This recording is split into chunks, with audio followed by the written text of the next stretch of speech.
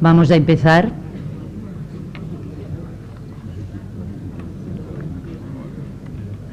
Buenos días. Me llamo Carme Borrell, trabajo en la Agencia de Salud Pública de Barcelona.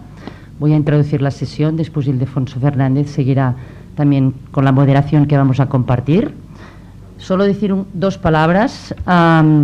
Sabemos que la riqueza y la salud están desigualmente distribuidas en el mundo. Y esta desigual distribución se ha puesto en evidencia más en nuestro medio a partir de la crisis de los últimos años, lo que está haciendo, sobre todo, que la especulación financiera haya hecho más grande las desigualdades entre las personas que tienen más y las que tienen menos. Y eso, evidentemente, repercute en la salud de la población.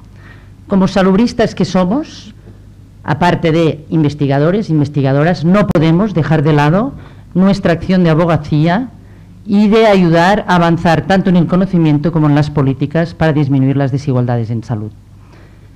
De hecho, tanto en España como en Iberoamérica existe investigación, poca comparado con otro tipo de investigación, pero existe conocimiento sobre las desigualdades en salud, pero existe mucho menos acción para intentar reducir estas desigualdades. Y pensamos que con el conocimiento que existe ya hay evidencia suficiente para avanzar. ¿Qué pasa con las políticas? ¿Qué pasa con los políticos y políticas? ¿Hay voluntad política? ¿Hay suficientes agentes detrás para que los políticos y políticas puedan avanzar en estos temas? ¿Están los distintos partidos políticos involucrados en el tema de las desigualdades en salud?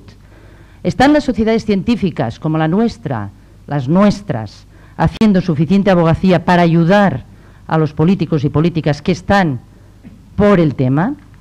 Bueno, sabéis que en el último gobierno socialista, cuando Ildefonso Hernández era director general de Salud Pública, se puso en marcha la Ley de Salud Pública, que habla de las desigualdades en salud, y además se tiró adelante la Comisión para reducir las desigualdades en salud, que tuve el honor, yo creo, de poder coordinar, pero que después ha quedado encima de la mesa.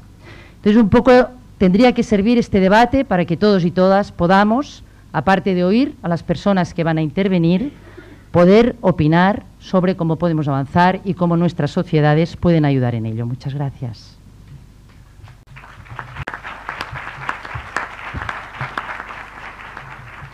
Muchas gracias, Carme. Yo voy a presentar a los ponentes que nos acompañan, a los que agradezco ya pues que se atrevan a venir aquí a compartir con nosotros, con gente especialmente activa en cuestiones de salud, su visión de cómo reducir las desigualdades en salud.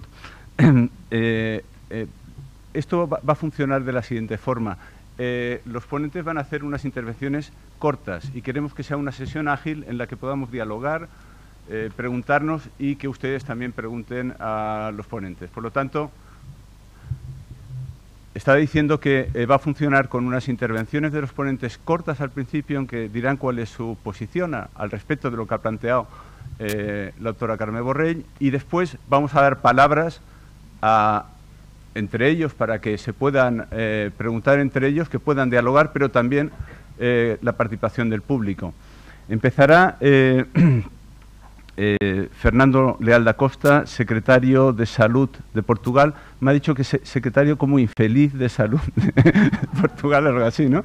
Es un inmenso placer tenerla aquí. Le agradecemos muchísimo que haya venido y muchas gracias. Después de Fernando tomará la palabra Trinidad Jiménez, que es la vicepresidenta de la Comisión de Asuntos Sociales del Congreso de los Diputados, ¿no? De igualdad, la Comisión La Comisión de Igualdad, quería decir, sí. Podría decir algo más también para presentarla, pero quizás una anécdota es lo que puede decir lo que para mí como es Trinidad Jiménez. Cuando se la lateralizaron a Bernat Soria y yo llevaba poco tiempo en el ministerio y nombraron ministra a Trinidad Jiménez, yo pensé, no he hecho nada, me he callado, me voy a ir de aquí, no hemos conseguido nada en salud pública, y dije, ya no me callo más. Y cuando ella me recibió, con una educación exquisita, director, siéntese, a mí eso ya me llamó la atención, que pasaba por ahí el bedel del ministerio, decía, ¿usted no le importaría, por favor, traerle un café al director? Una educación exquisita. Yo estaba impresionado y digo, yo no me callo. Y cuando me dijo algo del tabaco, digo, mire, ministra, si quiere pasar a la historia, lo del tabaco lo tenemos que llevar para adelante. Y me dice, pues a ver por qué tal, lo pensaré. Y después, al cabo de unos meses, yendo para una cosa de la gripe a México, ¿no?, me dice, he hablado con el presidente y ya lo tenemos. Con eso quiero decir que para mí es una suerte que aquí tenemos, por un lado, a las personas que están aquí, que se les reconoce, que han estado luchando años, dejándose la piel. Y después aquí hay un político y otro aquí, el presidente de la comisión en ese momento, que hicieron posible esa ley de prevención del tabaquismo. Yo creo que es una idea de que hay cosas que se pueden hacer. No todo es igual, no todos los políticos son iguales, se puede avanzar en salud. Después de Trinidad, ya he hablado algo de Gaspar Llamazares, que todos lo conocéis, fue presidente de la Comisión de Salud en la anterior legislatura y ahora está en la Comisión de Prevención de las Drogodependencias, ¿verdad? Quiero añadir algo. Si hay personas trabajadoras para mí dentro del Congreso de los Diputados, Gaspar Llamazares siempre está llevando adelante cualquier iniciativa relacionada con la salud. Y hace poco, para haceros también otra anécdota, yo me medio quejé con él porque no hacía mucho de la ciencia los partidos políticos. Y él me respondió, no he irado, pero le noté un poco molesto en la contestación diciendo, vamos a ver, Ildefonso, nosotros hemos hecho esto, me enseñó todo lo que se había hecho ese grupo. Lo que pasa es que los medios de comunicación, como decía Milagros Pérez Oliva, están sesgados y hay muchas cosas que no las sacan a la luz y no sacan a la luz el trabajo de Izquierda Unida, por ejemplo. Y por último tomará la palabra Pablo Busch, que somos rígidos también españoles en la moderación. Yo creo que no hace falta presentarlo porque lo hemos presentado ayer. No hace falta seguir con la presentación de Pablo porque lo presentaron ayer, pero para los otros ponentes, el presidente de la Fundación Osvaldo Cruz, una institución de referencia en la salud pública mundial. Disculpad que a veces al girarme me aleje del micrófono. Muchas gracias, insisto, a los cuatro por estar aquí y, Fernando, cuando quiera, adelante.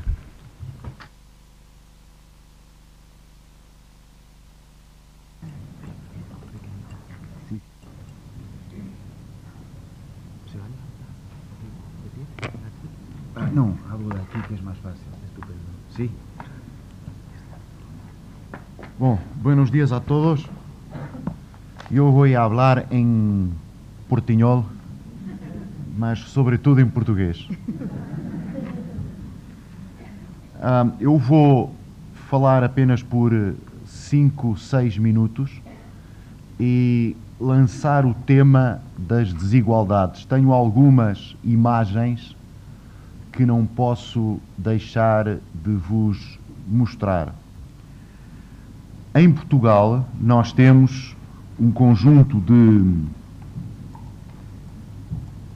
desigualdades que têm que ver essencialmente com, em primeiro lugar, desigualdades na população. Temos uma população a diminuir, temos uma população cada vez mais idosa, essencialmente por um efeito bom, temos maior esperança média de vida, mas por outro lado temos um índice de fecundidade em Portugal a diminuir. Temos uma situação de desigualdade na distribuição das classes sociais, com pequenos nichos, que são os mais escuros. Aqui é a Quinta do Lago, no Algarve, onde vivem os milionários. Algumas zonas de Lisboa, Cascais, curiosamente em torno de Coimbra, o Porto, mas há uma forte desigualdade do ponto de vista da distribuição social. Temos também problemas na distribuição da percentagem de utentes, de utilizadores, sem SIM médico de família por região. Isto está melhor e depois posso explicar o que fizemos para melhorar isto. Temos também diferenças significativas no número de médicos por habitante reparem, 750 habitantes por médico contra 494 habitantes por médico hospitalar. Também no setor hospitalar há desequilíbrios, e há desequilíbrios até no performance dos cirurgiões. Reparem que na zona de Lisboa, um cirurgião em média faz 76 cirurgias por ano, é muito pouco, enquanto que no Alentejo faz 148 cirurgias por ano. Depois temos também variações no sistema de saúde que é utilizado. Estes são os nossos sucessos, mais ganhos em saúde, através de um aumento da esperança média de vida em Portugal, com uma diminuição muito significativa da mortalidade infantil, que de resto se tem vindo a manter. Temos também agora, e poderei falar disso mais à frente, mecanismos para, através da detecção de desigualdades, encontrar fraudes na prescrição de medicamentos. Temos um país que felizmente é mais igual desde que temos autopistas. Esta é a dimensão do país, mas se repararem há uma deformação virtual, o país está mais pequeno em tempo. Isso permite que, graças à nova reforma de emergência, tenhamos que mais de 99,9999, enfim, são 0,004% da população está a menos de 90 minutos de um serviço de urgência e 0,4% da população está a mais de 60 minutos, o que também foi conseguido. Agora, temos algumas dificuldades, continuamos com uma taxa elevada de acidentes rodoviários, mas isto é muito importante porque reparem que de 2011 para 2012 houve uma diminuição de 16% na mortalidade rodoviária. Mas este efeito pode ser um dos primeiros efeitos benéficos da crise. As pessoas têm menos dinheiro, circulam menos, gastam menos combustível e as portagens estão mais caras. Vamos ver se isto é ou não acompanhado de um aumento de mortalidade noutras zonas. E para terminar, duas coisas importantes. Uma diminuição muito significativa do preço dos medicamentos em Portugal, em particular dos genéricos, e esta é uma política de combate à desigualdade. E outro efeito curioso da crise, com o qual termino, que é a diminuição a diminuição da coleta em milhões de euros do imposto do tabaco, o que pode também indiciar um efeito positivo da crise pela diminuição do consumo de tabaco. Mas, infelizmente, isto não é inteiramente verdade, porque o tabaco em Espanha é mais barato que em Portugal e, por causa disso, há muito contrabando de tabaco de Portugal para a Espanha e, portanto, eu não sei se este efeito não é só perda de rendimento do Estado sem verdadeiro ganho em saúde pública. Muito obrigado, estou à vossa disposição.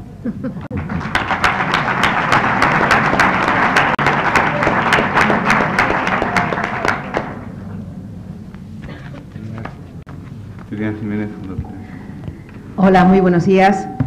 En primer lugar, quería agradecer a Ildefonso Hernández que me haya invitado a participar en este Congreso Iberoamericano de Salud Pública. Es para mí un gran honor tener esta oportunidad y volver de alguna manera a algo al que tengo un especial cariño y magnífico recuerdo. Son las políticas relacionadas con la salud a lo largo de mi trayectoria política. También hacerlo aquí, en la Escuela de Salud de Granada, que es un lugar, de la Escuela de Salud Pública de Granada, que es un lugar de referencia para todos aquellos que se dedican a los temas de salud pública y que espero que siga haciéndolo también en el futuro, que sé que en estos momentos son momentos muy, muy complicados. Si tuviera que hablar del problema de las desigualdades, no solamente de salud pública, desigualdades con carácter general, tengo que decir que este es un momento especialmente delicado. Yo creo que a nadie se le oculta que el momento de crisis económica que estamos viviendo y la reducción de la inversión en políticas públicas, no solamente en políticas públicas de salud, políticas públicas con carácter general, ha acentuado y está acentuando las desigualdades sociales y acentuándolas de una manera dramática. De hecho, en este momento estamos viviendo momentos de exclusión social. 1 de cada 5 personas en España vive en una situación de exclusión social y de ellos hay 2 millones de niños que viven por debajo del umbral de la pobreza. ¿Esto qué significa? Que quizás en este momento todavía no hayamos visto los perfiles más acentuados de las consecuencias de la crisis, pero lo vamos a ver en el futuro, puesto que es la intervención temprana, sobre todo en la infancia, lo que más va a determinar las desigualdades que pues se puedan producir en el futuro. A raíz de los trabajos y de las conclusiones que presentó la Comisión para reducir las desigualdades en salud, que estuvo dirigida, coordinada por Carme Borrell, por Ildefonso Hernández, que a mí me ha sido muy útil para poder trabajar y ver cuáles serían las propuestas que podíamos hacer en materia de políticas para reducir las desigualdades. Podemos observar que evidentemente hay desigualdades estructurales que van a influir en la salud y en las cuales tenemos que empezar a trabajar desde el inicio. Insisto, la crisis económica con un carácter general va a determinar muchas desigualdades. Hay desigualdades estructurales que tienen que ver con el lugar de nacimiento, que tienen que ver con el género, que tienen que ver con la etnia, que tienen que ver con la raza. Hay desigualdades en las cuales hay que actuar con políticas públicas que tienen que ver con carácter estructural lo que hace un determinado gobierno. Y después hay otro tipo de desigualdades que se pueden ir corrigiendo y de las cuales se puede intervenir de una manera más sectorial o incluso de una manera local. Pero si yo tuviera que decir de una manera sucinta y breve, que es lo que se me ha pedido, ¿dónde actuaría para poder reducir las desigualdades? Yo, en primer lugar, actuaría en políticas redistributivas, en políticas fiscales. Y yo creo que poco a poco se ha perdido una cierta progresividad fiscal que hasta los años 90 nos había permitido ir reduciendo las desigualdades. La prueba la tenemos en que el 90% de los ingresos del Estado provienen de la recaudación del impuesto sobre la renta. ¿Esto qué significa?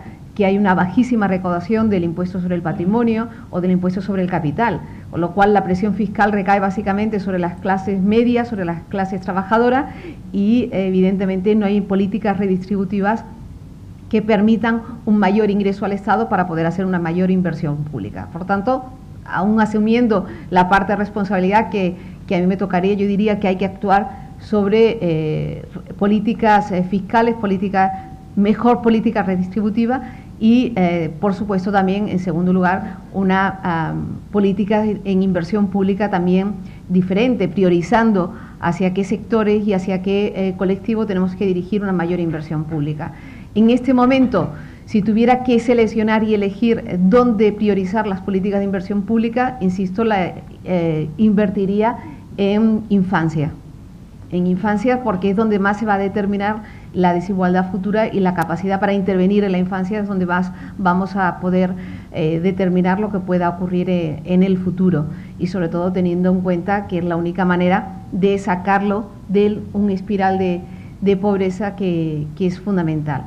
Hay otras políticas públicas, evidentemente, en las que hay que intervenir, que son las del empleo, igualdad salarial, políticas dirigidas a mujeres, políticas de vivienda, políticas urbanísticas, entornos en los cuales crecer en igualdad. Y para dar una breve pincelada en políticas de salud, yo creo que si hay algo que merece mi más absoluto rechazo, gravísimo y dramático error, ha sido el cambiar el Sistema Nacional de Salud que teníamos, que era muy bueno, eficiente, relativamente barato, es pasar de un sistema universal a un sistema de aseguramiento. Me parece un terrible error, un dramático error que va a tener consecuencias también dramáticas en la salud de la población, puesto que limitar el acceso a la salud de determinados colectivos, en este caso de una manera clara a los inmigrantes que están en una situación irregular, pero evidentemente también a otros colectivos va a tener consecuencias en salud que todavía no la estamos viendo, pero que la veremos en el futuro, como también el limitar el acceso a determinados medicamentos y en el futuro a determinadas prestaciones con la imposición de los copagos. También va a tener consecuencias en salud, como ya empezamos a ver, y aún más lo vamos a ver en el futuro. No digo que sea un determinante exclusivo en salud el acceso al sistema sanitario, pero desde luego influye en gran medida y conforma además todo un abanico de políticas públicas que sí que van a influir en la salud de los ciudadanos. Bueno, no me quiero extender más porque me han pedido que sea muy breve, pero sí quería dejar estas pinceladas lanzadas para que después quizá en el debate puedan ser objeto de un mayor desarrollo. Muchísimas gracias.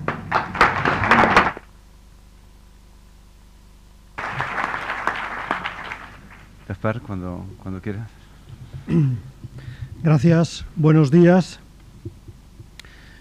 Bueno, inicialmente pensaba utilizar, porque pensaba que tenía más tiempo, nos aprovechamos los minoritarios en estos foros para pasarnos de tiempo, pero voy a utilizar otro criterio más novelesco y voy a utilizar la novela Némesis de Philip Roth para establecer 3 etapas de lo que creo que es lo que podríamos llamar no ya hacia la equidad en salud, sino el camino de la iniquidad, que es la falta de equidad y la injusticia, las dos cosas a la vez.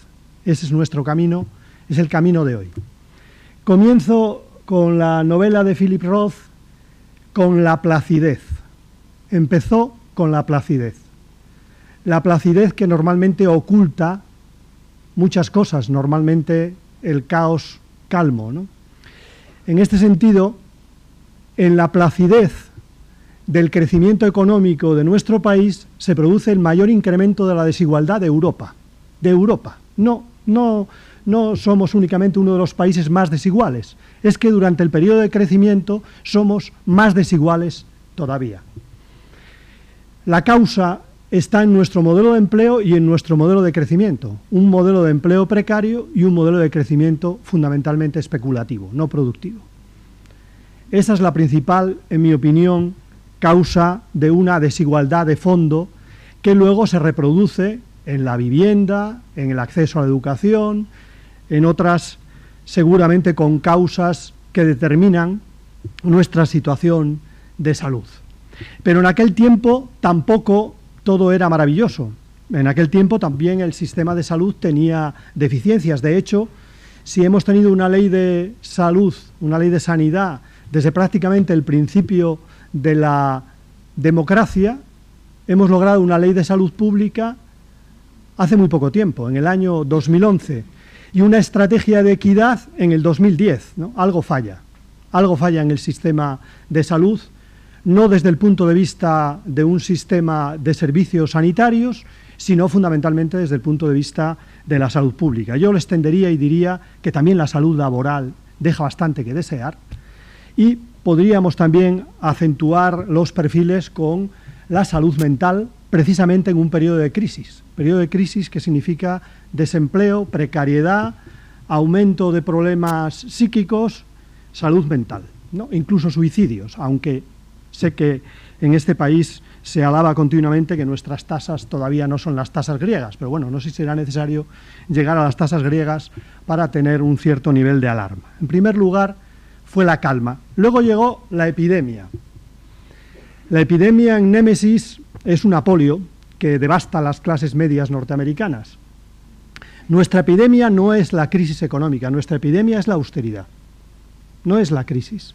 La crisis provoca inicialmente un incremento muy importante del desempleo, pero en estos momentos el mayor impacto sobre los determinantes de salud se produce como consecuencia de las políticas de austeridad.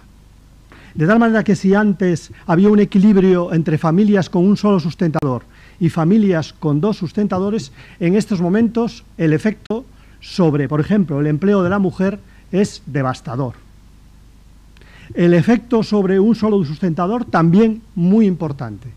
Y en este sentido se podría decir que la cara de nuestra crisis, yo diría mejor, la cara de nuestra austeridad es una mujer joven, inmigrante y con hijos a cargo. Esa es la cara de la austeridad en nuestro país. ¿Y qué deciden las políticas públicas? Pues yo creo que deciden no abordar el problema, no solamente no abordar el problema, sino ensañarse con los más débiles.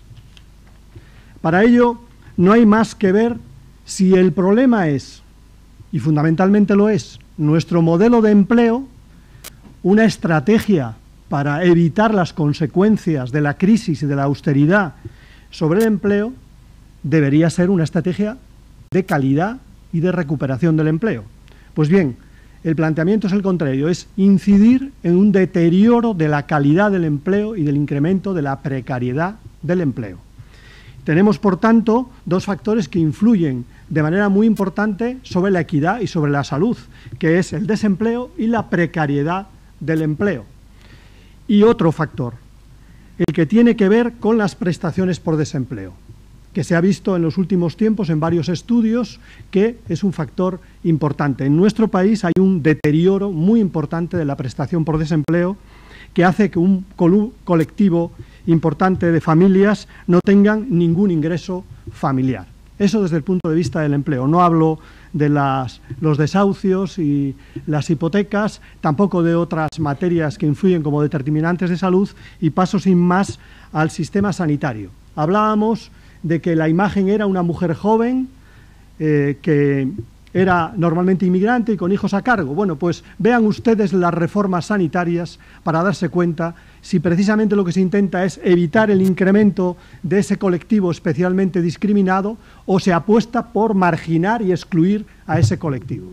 Bueno, pues por marginar y excluir al colectivo, ¿no? Se excluye de la política sanitaria o del Sistema Nacional de Salud a casi 1 millón de ciudadanos, no son 150.000, son 1 millón de ciudadanos. Se crea un caos administrativo por el cual en estos momentos hay muchos sitios donde no se sabe si alguien está con características que le hacen susceptible de la protección sanitaria o no.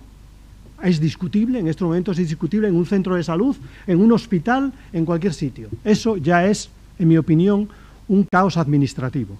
Y luego, desde el punto de vista de las medidas adoptadas, la exclusión de ese colectivo, los copagos que se han establecido de manera escasamente discriminada. Y luego, por otro lado, las medidas adoptadas en materia de recortes precisamente hacen que esos colectivos estén más discriminados en estos momentos y, por tanto, que el camino sea el de la inequidad y no el camino de la equidad en nuestro país en un periodo de crisis. Los primeros datos que tenemos, los datos de la encuesta nacional de empleo, los datos prácticamente de la encuesta de consumo de las familias, prácticamente todos los datos apuntan a que en el primer periodo de la crisis, el efecto de la crisis en las desigualdades y seguramente también, yo creo que los datos de la esperanza de vida y los datos de sobremortalidad del año pasado no están al margen, seguramente también a medio plazo los efectos de esa desigualdad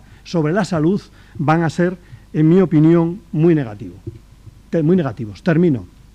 He pasado por el periodo inicial de calma, el segundo de crisis o de epidemia de austeridad y el tercer periodo, que me parece el más importante. En Némesis de Philip Roth, la novela termina de una forma muy pesimista, ¿no? Termina no solamente con la enfermedad, sino también con la culpa.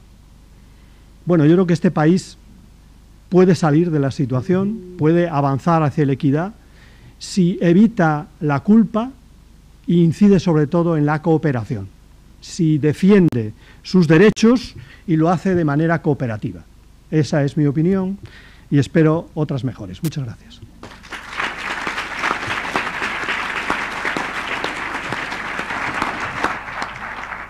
Pablo, cuando quieras. Bueno, se puede poner ahí unas imágenes y en ese momento pasamos al otro lado del Atlántico y les voy a decir algo sobre las políticas para disminuir las desigualdades en mi país. Y también, pero hay bastantes cosas comunes con con otros países de América Latina. Después de un gran tiempo viviendo sobre las dictaduras militares de derecha, por supuesto,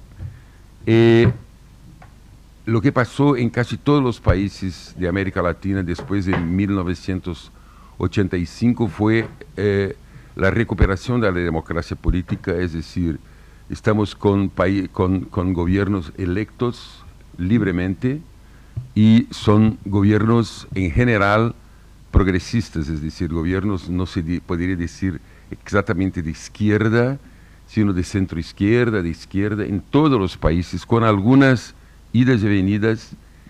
Y lo que digo, lo que les voy a decir sobre Brasil se puede aplicar a casi todos nuestros países. Brasil es un país de inmensas desigualdades entre clases sociales, desigualdades interregionales, porque son 200 millones de habitantes en 8.5 millones de kilómetros cuadrados, con un cuarto, más o menos un cuarto del territorio, son aún florestas tropicales, la floresta amazónica, donde hay una muy baja concentración demográfica, pero son diferencias grandes interregionales entre el centro y la periferia o la periferia de las ciudades y entre ciudad y campo. Es decir, hay desigualdades tremendas, pero importante decirles que no son desigualdades geográficas clásicas de geografía física, sino de geografía política, es decir, son distinciones entre clases sociales. Lo mismo pasa en toda América Latina en general, que es considerada la región más desigual del mundo, según la CEPAL, es decir, la Comisión Económica para América Latina de las Naciones Unidas. Tales brechas, se puede decir también, son centenarias, es decir, que desde que hace 500 años conocemos una América Latina occidental, no una América Latina indígena, digamos, está esta desigualdad, estas brechas existen desde entonces, pero se amplían en momentos de crisis. Bueno, hace cerca de 20 años que tenemos gobiernos progresistas, son gobiernos por lo menos de centro izquierda, de la socialdemocracia 8 años, después desde el 90, y desde los últimos 10 años está en el poder el Partido de los Trabajadores, que es un partido de izquierda, pero caminando siempre al centro y en algunos momentos casi a la derecha.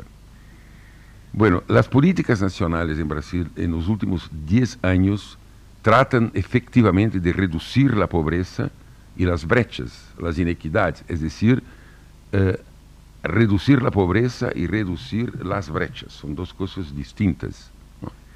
Y ha sido muy importante el rol del Estado en la reducción de las brechas, regulando algunos segmentos de mercado, algunas reglas básicas de mercado, regulado, y ejemplos son muchas privatizaciones hechas por los socialdemócratas y políticas sociales redistributivas hechas por el Partido de los Trabajadores. Lo que podemos entender como políticas públicas que miran la reducción de las desigualdades, además de la reducción de la pobreza, uno es la valorización real del sueldo mínimo. No sé si está bien sueldo mínimo, pero bueno, esta fue una política clarísima de los gobiernos tratando de disminuir la precariedad del trabajo, la precariedad del empleo, sin lograrlo completamente, pero también permitiendo que estos mejores empleos, en el sentido de la no precarización, son sueldos más altos. El desarrollo de un sistema único de asistencia social, es decir, el gobierno, la sociedad, al elegir sus representantes en el Parlamento, todo este bloque político comprende la importancia de, como parte del Sistema Nacional de Protección Social, hacer frente a los que nada tienen y pocas posibilidades tienen. Entonces, ese sistema único de asistencia social es intersectorial porque hay políticas en varias partes de la asistencia a los más pobres y a los que están en situación peor, en la escala social. Es un sistema intersectorial, intergubernamental, es decir, no son políticas nacionales exclusivamente, son políticas nacionales, provinciales, en Brasil llaman-se estaduales y municipales. Es decir, somos un Estado nacional, 27 provinciales o estaduales y 5.600 municipalidades, que son 3 esferas de gobierno, y que trabajan centralmente sobre una redistribución de bienes y servicios públicos. Una de las políticas más importantes fue lo que se denomina Bolsa Familia o Beca Familia, es decir, es una transferencia condicionada de renta, Family Allowance Program en inglés, y es una transferencia condicionada de renta, es decir, para tomar los más pobres, en un determinado corte que se hizo, las personas reciben una cuantía de plata mensualmente. En general son las mujeres que reciben, sin desconfianza de los hombres, pero es una política que la mujer recibe la plata por la familia, tiene que mantener sus hijos en la escuela, mantener sus hijos con vacunación completa. Cuando hay una mujer que está embarazada, tiene que hacer consultas periódicas al sistema de salud y otros condicionamientos, otros condicionantes menores. Hoy tenemos 13 millones de familias cubiertas por esta beca, son 50 millones de personas que reciben en una, como dijo, nos dijo Trinidad, hay una progresividad en ese sentido, es decir, hay una redistribución de renta para los más pobres por intermedio de esta transferencia. Es sorprendente el número, son 13 millones de familias y alrededor de 50 millones de personas en 200 millones. Es decir, un cuarto de la población vive y después puede salir del sistema al obtener una determinada condición, que es el empleo y una determinada renta mensual. Y tenemos una otra, pero más desconocida estrategia, que son los beneficios de prestación continuada, así se llama, que son para familias pobres con mayores de 70 años que no tienen renta y personas deficientes, es decir, ahí tenemos otro foco de la política de asistencia social. Y los idosos, los viejos, los mayores, que en muchos momentos eran, desprezados por sus familias, readquiere importancia.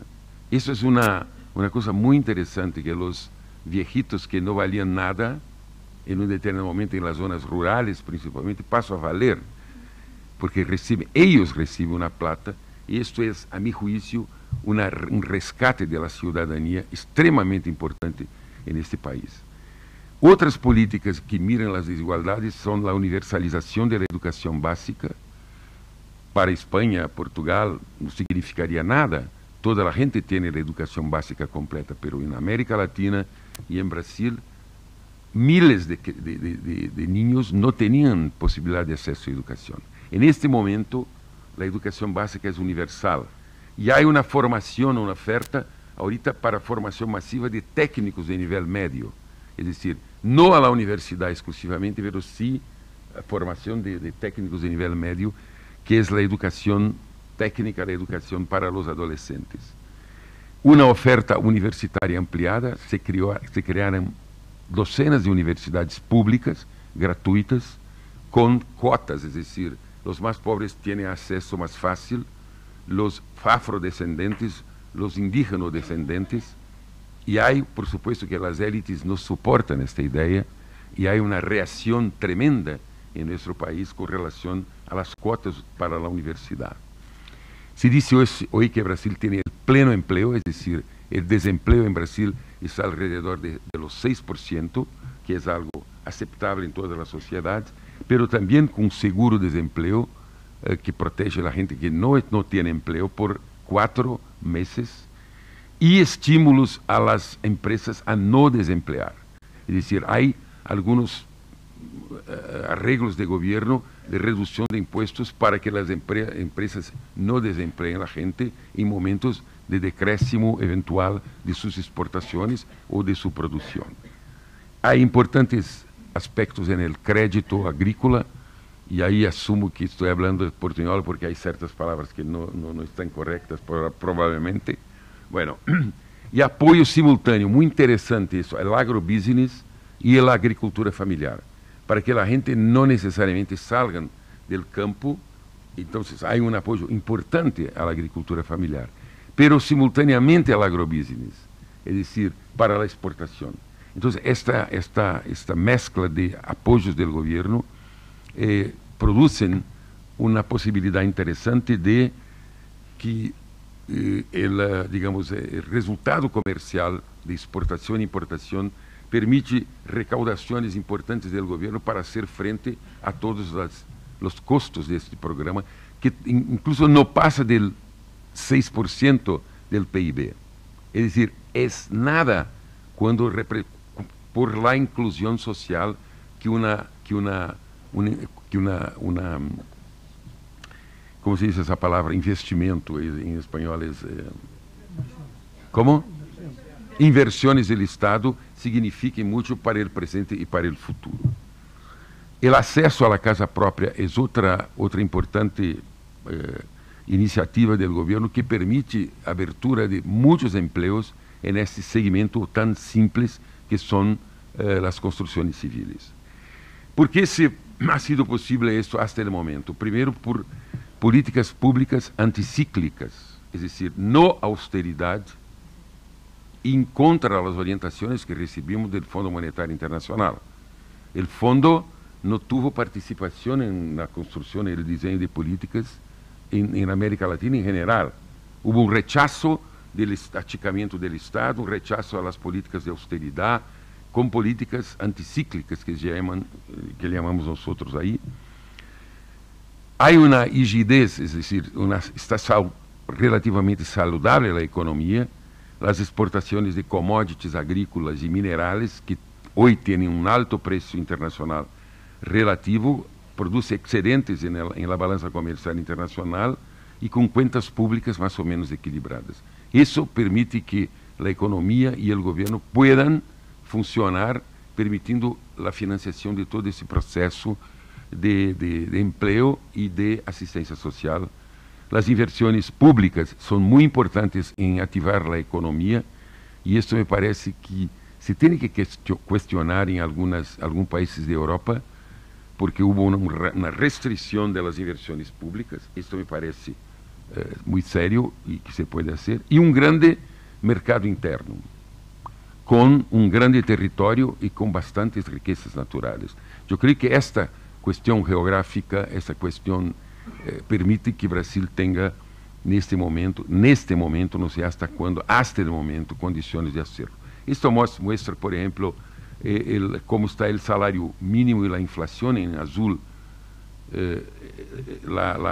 como el salario mínimo es muy más alta la subida del salario con la inflación, por ejemplo.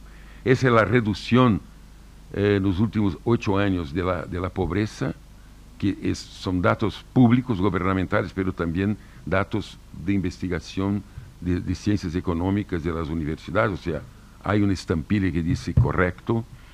Este es el Gini Index de Inequality, que baja sustancialmente, es decir, hay de fato una redistribución en país, y esto me parece importante porque dice respecto al sistema público de salud. Hay un efecto importante en este programa de cash transfer, condicionado de la transferencia de renta, sobre la mortalidad infantil. Ese trabajo publicado en Lancet demuestra claramente la importancia de esas políticas públicas que se están planteando y ejecutando en Brasil. Muchas gracias.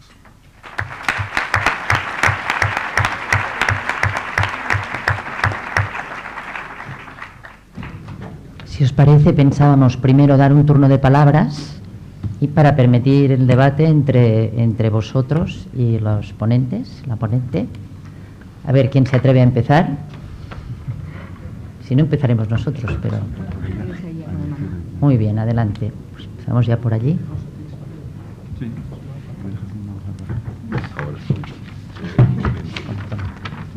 Toma, yo le doy las no, es demasiado. Medio papel. Toma. Yo le doy medio papel. Tengo Toma, más. dale. Puedes escribir por detrás de los míos. Adelante, sí. Bueno, buenos días. Muchas gracias por las presentaciones. Presentaros, por favor. Sí, presentaros. yo soy Óscar Pérez, de Ubitari, de la Universidad Carlos III, de Madrid. La pregunta iba sobre todo para los dos políticos, aprovechando que los tenemos, o expolíticos, ¿no? Bueno, en fin, Trini y Gaspar. Bueno, perdón, no, quiero decir, en activo, ¿no? Así, en gobierno. La pregunta es, ayer estuvimos hablando con Milagros Pérez Olíbano sobre la importancia de los mapping, el que marca el marco conceptual, ¿no? Tiene mucho que ganar en cualquier otra cosa, ¿no? Es decir, a partir después de cualquier iniciativa política. Entonces, quería, si podéis valorar cómo de importante es eso antes de hacer cualquier tipo de política. Es decir, porque se puede pensar desde fuera que, bueno, que el retroceso de la izquierda, no de Izquierda Unida tanto, ¿no? Que ha avanzado, pero se puede pensar que es porque hemos perdido terreno en ese marco conceptual, ¿no? Es decir, que, bueno, no sé, quería que lo valorarais un poco y qué papel tienen ahí los líderes, ¿no? Que en teoría son los que a priori marcan o deberían marcar esos marcos conceptuales. Gracias. Si acaso antes de contestar vamos a recoger 2 o 3 palabras más, si os parece, para no hacer solo uno vuelta. Adelante, Andreu. No, Vale. Bueno, como queráis. Pues vale. María del Mar, ¿eras primero? Bueno, Andreu. Vale, es igual. Sí, bueno, muchas cosas se podrían decir, pero solo voy a plantear una cuestión que me preocupa un poco. Más por la confusión que puede generar. Había una película que llama ¿Por qué le dicen amor cuando es sexo? ¿Por qué le decimos austeridad cuando no es austeridad? Cuando es recorte, cuando es precariedad. Y creo que es importante distinguirlo porque me parece que la austeridad es un valor todavía. Prescindir de lo superfluo y sobre todo en el sector sanitario, que tiene consecuencias en aumento de la iatrogenia sin contrapartida, ¿no? Creo que valdría la pena, a lo mejor, no sé, que igual estoy fuera de foco, pero creo que la austeridad podría seguir teniendo un significado positivo y el despilfarro no lo tendría, y a lo mejor el despilfarro nos ha llevado en buena parte a la situación actual. No sé cómo lo veis, pero creo que se podría decir perfectamente que lo que no se trata es de reducir de una manera indiscriminada la inversión en políticas sociales, de protección social, en lugar de decir que, claro, austeridad vas al diccionario y dice que es prescindir de lo superfluo. No sé cómo lo veis. Vale. Quiero presentaros, María del Mar, por favor. Sí, María del Mar García, profesora de la Escuela de Salud Pública. Se ha comentado en la mesa, en varias de las intervenciones, pues se ha hablado de las desigualdades de género, se ha hablado de las mujeres como perfil de la crisis, y se ha hablado también de las políticas para reducir las desigualdades, transfiriendo fondos a la familia y fundamentalmente responsabilizando a las mujeres de eso. Mi pregunta va acerca de cómo veis las intervenciones que se están haciendo ahora mismo en España, por ejemplo, la reducción de las prestaciones por la ley de dependencia, la supresión de las prestaciones económicas por cuidado familiar, y cómo en ese sentido van a tener o pueden tener incidencia en el agrandamiento de la brecha de género, teniendo en cuenta además que posiblemente son las redes familiares ahora mismo las que están conteniendo en gran medida los efectos perjudiciales de la crisis en salud y en bienestar. Muchas gracias. Vamos a hacer una más, Pedro, allí al final, y después, si os parece, hacemos las respuestas y después haremos otro turno. Hola, mi nombre es Pedro Guillón, soy residente de primer año de Medicina Preventiva y Salud Pública en el Instituto de Salud Carlos III en Madrid. Y bueno, habéis hablado todos los ponentes sobre desigualdades, sobre todo en el nivel de renta. Sin embargo, las inequidades en salud se deben a todos los ejes que pueda haber de desigualdad, y las políticas en salud para reducir esas desigualdades también son distintos ejes. Entonces, me gustaría que diese algún ejemplo de otro tipo de políticas que se pueden hacer para reducir más ejes de desigualdad. Estoy pensando, por ejemplo, en políticas de barrios u otro tipo de políticas sociales que pueda haber para reducir desigualdades, no solo en renta. ¿Cómo queréis contestar? ¿Quién quiere empezar? Trinidad, Bueno. Adelante. Empiezo en mi condición de ex política. La verdad que me siento un poco así, no creáis, porque cuando uno está, no sé si Gaspar tiene la misma sensación que yo, pero cuando estamos en la oposición con una mayoría parlamentaria tan aplastante, a veces se produce una cierta sensación de frustración porque presentamos iniciativas, tratamos de participar, tratamos de frenar algunas otras que pone en marcha el gobierno y vemos sistemáticamente tumbadas todas nuestras propuestas, todas nuestras iniciativas, todas nuestras quejas, en fin, y es verdad que nos sentimos un poco yo al menos ex política, porque la dificultad para poder intervenir en la vida pública y la vida política se limita muchísimo con las mayorías parlamentarias tan fuertes como las que tenemos ahora. Yo creo que desde la política se puede hacer muchísimo. Yo recuerdo, me vas a perdonar que cuente una anécdota personal, pero recuerdo que cuando José Luis Rodríguez Zapatero ganó por primera vez las elecciones, un día me invitó a tomar un café y me dijo, ¿sabes? Yo creo que llevaba 3 o 4 días como presidente de gobierno, y me dice, ¿sabes lo que más me impresiona de estar sentado aquí? Y le dije, ¿qué? Y me dijo, bueno, pues que puedo hacer muchas cosas.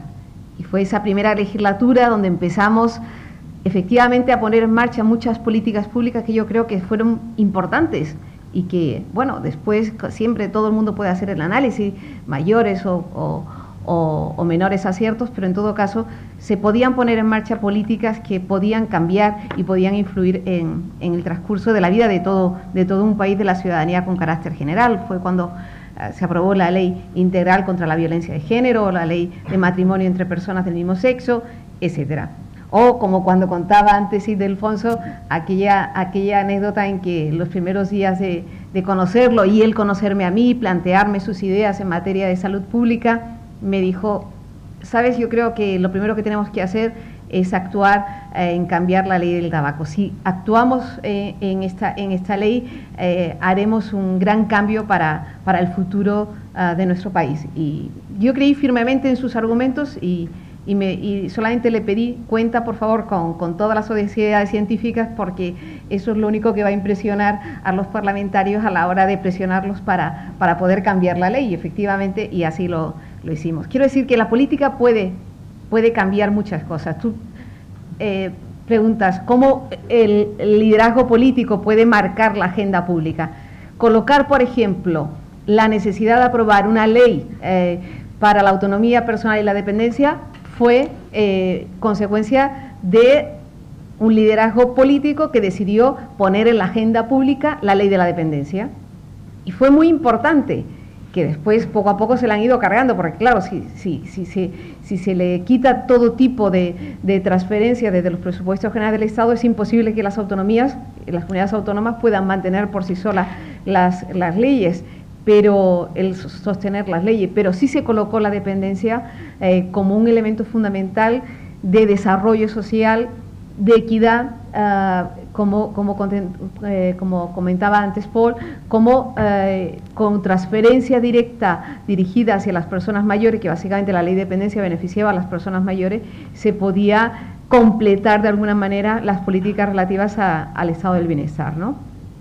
Poner en la agenda pública las políticas de género también es una consecuencia de un liderazgo político. Yo creo que tuvo un impacto extraordinario, no solamente en las relativas a la lucha y a combatir la violencia de género, que es un problema estructural que lleva muchos años, porque es un problema cultural, es un problema social gravísimo y que nos va a llevar muchos años detener la violencia de género, pero al menos las políticas públicas que se pongan en marcha van a ayudar. Las políticas y las transferencias dirigidas directamente a las mujeres, no solamente porque sostienen la inmensa mayoría de las familias y sobre todo a los pequeños, a los niños que dependen de la familia, sino también aquellas políticas que pueden también lograr una mayor autonomía de la mujer, que después van a tener repercusiones en el futuro para paliar esa situación de violencia que se ejerce sobre ella. Sin autonomía no hay libertad. Y la autonomía tiene mucho que ver con políticas de empleo, con políticas salariales, autonomía para poder ser libres, ¿no? Desde el momento en que esas políticas, y así me refiero a la última intervención, dejan de estar presentes en la vida pública, dejan de tener prioridad en la agenda pública, evidentemente se produce un retroceso, y lo estamos viendo ahora. Hay un retroceso en las políticas dirigidas a la mujer y hay una cierta tendencia a que la mujer vuelva al hogar, que se ocupe de los hijos, que se ocupe de las mayores. Porque ¿por qué no hay protestas en la calle en materia de dependencia? O hay mínimas protestas. No porque no sean necesarias, que eran importantísimas y había supuesto un alivio enorme para las familias, sino primero porque son personas mayores que no están activas en la calle, pero segundo porque haya o no haya ayudas a la dependencia, alguien se va a ocupar de esos dependientes, de una manera precaria, pero se va a ocupar, y son las mujeres. Y las mujeres se ven obligadas de nuevo a estar recluidas en el hogar, ¿no? Esta falta de autonomía y de libertad evidentemente supone un retroceso en las conquistas sociales en todo lo relativo a las políticas de género. Y ahora, para no extenderme demasiado en relativo a la austeridad, es evidente que en política siempre tenemos que revisar cómo gastamos, puesto que yo no creo que tengamos que revisar únicamente las políticas de gasto público, cuánto gastamos. Yo creo que es importante ver qué inversión tenemos. En España la inversión en gasto público es relativamente baja, primero porque la presión fiscal es baja en España, 9 puntos por debajo de la media de la Unión Europea. Lo que pasa es que está mal, recae mal la presión fiscal, porque básicamente recae sobre las clases trabajadoras, pero no solamente el problema es cuánto gastamos, que yo creo que gastamos poco, sino cómo gastamos. Y es evidente que tenemos que revisar. Si ha habido algunos casos donde hemos empleado más el dinero público, evidentemente tenemos que revisarlo. Y una de las cosas que me decían a mí cuando fui nombrada ministra es que me dijeron, vamos a ver, si el gasto público en sanidad supone un 7%, en ese momento era todavía el 7% del PIB, estábamos en unos 75.000 millones de euros. Bueno, era un gasto bien, razonable, bueno, homologable a los países de nuestro entorno. Pero es que ahora estamos en 53.000 millones, es decir, hemos reducido en 2 años un 20% el gasto en sanidad. Es que aquí ya las costuras del sistema han estallado. Es verdad que había que hacer ajustes, y yo misma lo tuve que hacer. Tuve que reducir mucho el gasto de la factura farmacéutica, que era bastante alto, y bueno, y la verdad que hubo una rebaja salarial para todos los funcionarios. Tema mucho más controvertido, pero en todo caso conseguimos reducir algo el gasto global, pero lo que ha hecho ahora el gobierno y la suma del gasto de todas las comunidades autónomas en materia de sanidad está en 50.000 millones. Es que reducir un 20% de esa manera, o más de un 20% el gasto en sanidad, me parece que realmente lo ha hecho que ya sea insostenible tal y como lo habíamos concebido. Ese es un problema. Un problema, además, la reducción del gasto en apenas 2 años. Por tanto, que la austeridad puede verse en un sentido positivo, en el sentido de gastar mejor. Claro que sí, y los políticos tenemos que saber gastar bien, porque es el dinero público. Pero lo que está ocurriendo ahora, de los recortes indiscriminados, por ejemplo, en los programas de SIDA, y de Alfonso, que antes eran también tu competencia, si se reducen los programas dirigidos a la prevención del SIDA en un 60%, como se han reducido en los 2 últimos años, ¿qué va a ocurrir? ¿Cómo se va a controlar la epidemia? Es decir, y eso sí que tiene repercusiones en la salud con carácter general. O los programas de prevención de la enfermedad en los colectivos inmigrantes, la lucha contra las enfermedades infecciosas, la tuberculosis, es decir, eso tiene efecto en la población con carácter general. Por tanto, esto no es austeridad, Estos son recortes puros y duros, hechos sin meditar qué consecuencias y qué impacto tienen en salud. Ese es el problema, efectivamente. Gracias. Los ponentes pueden intervenir cuando quieran, creo que ahora quería Gaspar. No quiero que se me olvide una cosa a decir, es que la mesa está equilibrada, digamos, ideológicamente. Habíamos querido que lo estuviera más, pero a algunas personas del gobierno actual y no han podido venir, se han excusado por problemas de agenda. Quiero decir, porque alguien no piense que había un sesgo deliberado en las invitaciones. No, quería... Bueno, en relación a los marcos, a mí me parece un modelo sugerente de análisis que recientemente en Europa se ha reproducido en torno a la familia alemana vertical y la familia francesa horizontal, ¿no? Apuntaría en el sentido de que nuestras familias determinan prácticamente nuestro posicionamiento ideológico y yo creo que una suerte de fatalismo, ¿no? Porque eso significaría que como se reproducen más, estamos arreglados. Quiero decir que al final, como los israelíes, ¿no? Con los fundamentalistas. Bueno, yo creo que no es así. Creo que la dinámica social, aparte de la explicación de Lakoff sobre los marcos, es mucho más viva y mucho más plural. Y en ese sentido, incluso las palabras cambian de significado. Fijaros, ¿no? Es decir, no solamente porque se pervierte el significado, porque hoy nada significa lo que significaba antes, ¿no? Cuando uno dice que no ha robado, no es que no haya robado, es otra cosa bien distinta, ¿no? Y cuando dice que es mentira, no es que sea mentira, es otra cosa bien distinta. Pero yo creo que en relación a austeridad, que es una palabra muy querida para nosotros, por ejemplo, nosotros con austeridad nos opusimos al AVE, con austeridad nos opusimos al AVE, pero el significado ha cambiado. Si yo preguntase ahora, hiciese una encuesta en relación a la austeridad, y yo salgo públicamente y digo, es que a mí me parece bien la austeridad, a mí me cuelgan, con toda seguridad. Porque el significado de austeridad en estos momentos es la política liberal. La política neoliberal que tiene austeridad para lo público y despilfarro para lo privado, ¿no? Es decir, podemos despilfarrar, podemos endeudar a un país, pero al final lo público lo único que tiene que hacer es dedicar el 20% del Producto Interior Bruto a sanear la banca y recortar el resto de la inversión pública. Creo que eso hace que en materia de significados pues haya que ser, en ese sentido también no haya que ser tan antropológico, ¿no? Sino que también haya que modificar la posición política, a veces pues traicionando algunos significados que son significados importantes para la izquierda, pero que en estos momentos están pervertidos en el debate público, ¿no?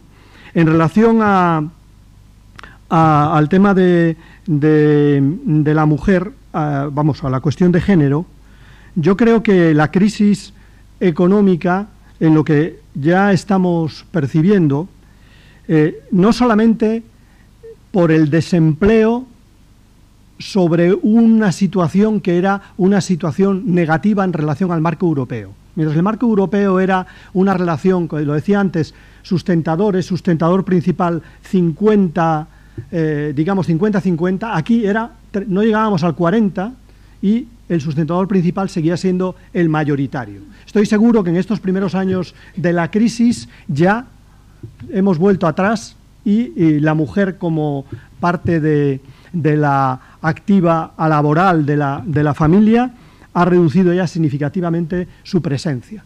Por otra parte, el recorte de empleo público golpea fundamentalmente a empleo cualificado, empleo de servicios y empleo donde están las mujeres.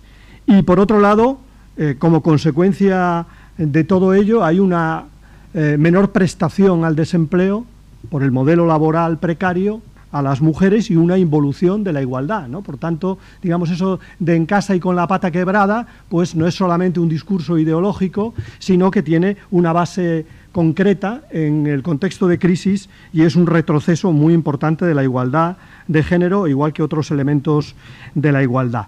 Se decía, ¿y qué otras cuestiones? Antes la he apuntado, ¿no? Solamente doy un ejemplo. Hemos tenido el mayor accidente por mercurio, el mayor accidente laboral por mercurio en España. ¿Alguien lo vio en los medios de comunicación? ¿Existió ese accidente por mercurio? Pues sí, existió, está en mi ayuntamiento. Al lado de mi casa, decía mi padre, médico rural, esos nos van a matar a todos. Bueno, pues van camino de matarnos a todos. con el accidente de Mercurio? Bueno, pues se produjo como consecuencia no solamente de que cambió la titularidad de la empresa, es una empresa en estos momentos mucho más agresiva, sino que cambiaron la representación sindical y de lo que eran sindicatos, representantes de los trabajadores, impusieron un sindicato de la empresa. Por lo tanto, ningún tipo de crítica, ningún tipo de problema con respecto a esa crisis que hubiera provocado un escándalo nacional en otras circunstancias. Termino diciendo, yo recuerdo la crisis de los años 20, no solamente la crisis en Estados Unidos, sino su repercusión en Europa. Ningún país, ninguno, salió con políticas públicas débiles, ni haciendo una llamada a la iniciativa privada, igual que en Lorca, después del terremoto, nadie dijo viva la iniciativa privada, sino que buscaron a los bomberos, a los servicios públicos y la iniciativa pública. Pues bueno, salvando las distancias, aquellas iniciativas públicas, todas ellas discutibles, tanto la del New Deal como la iniciativa pública alemana o la soviética, si no hay una fuerte iniciativa pública, no se sale de esta crisis o se alarga dramáticamente la crisis sobre los sectores más desfavorecidos. Gracias, Gaspar. Hay una pregunta sin contestar y yo quería a ver si Fernando podía hacer algo por contestarle precisamente a alguien que está en salud, pero hablaba de otras políticas que no fueran de salud. Y quería saber, Fernando, con sus compañeros de gobierno, si encuentra apoyo para reducir las desigualdades. Pero antes de contestarme, quería aprovechar para decirle una cosa a Trini y a Gaspar. Cuando entrevisté a José Luis Rodríguez Zapatero por lo del tabaco, para saber lo que había pasado en el gobierno, hablamos de algunas políticas anteriores, por ejemplo, el Plan E. Y yo le dije, ¿por qué se dio el dinero por habitantes a todas las ciudades cuando era para reducir el paro y en Eibar era del 4%, en Sanlúcar de Barrameda del 30%? Él me dice, hombre, ¿por qué el Partido Socialista no pone en sus políticas el eje de desigualdad en cada una de las cosas que va a hacer?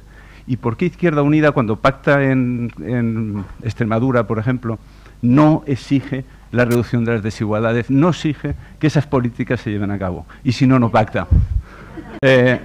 Bueno. Fernando, la pregunta... ¿Veis porque no tenéis que hablar en portuñol? Nunca aprendemos el portugués y nunca lo acabamos de hablar. No, la pregunta te decía, el residente de primer año de preventiva ha preguntado ¿qué otras políticas se consideran para reducir las desigualdades?